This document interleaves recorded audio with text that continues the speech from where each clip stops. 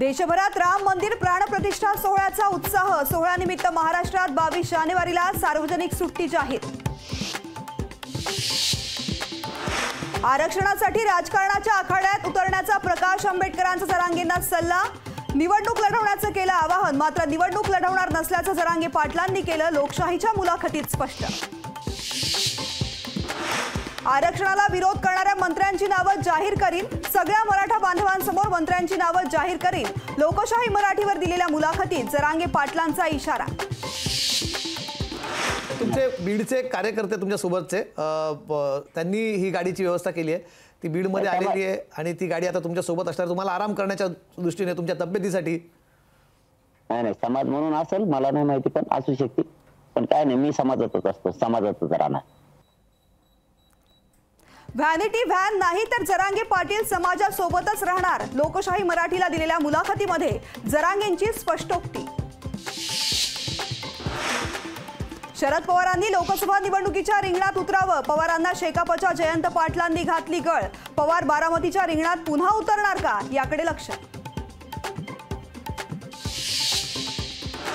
संघर्ष करणारे दुसरे होते आणि लाभ घेणारे दुसरेच आहेत। राम मंदिरावरून उद्धव ठाकरेंचा भाजपवर जोरदार निशाणा।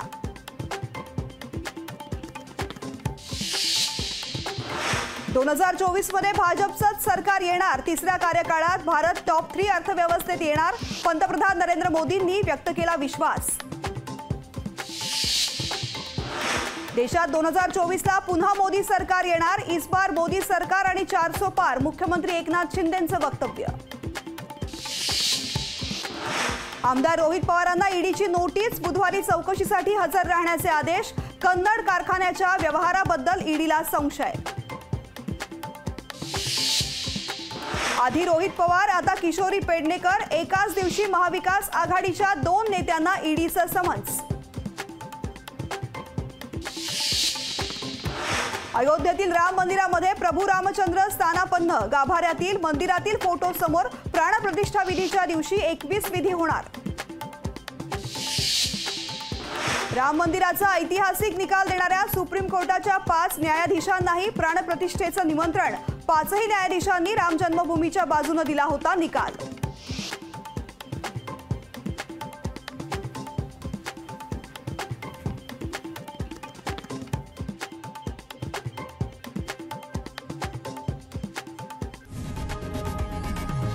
लोकशाही मराठी ऐका, पहा, जागरूक रहा।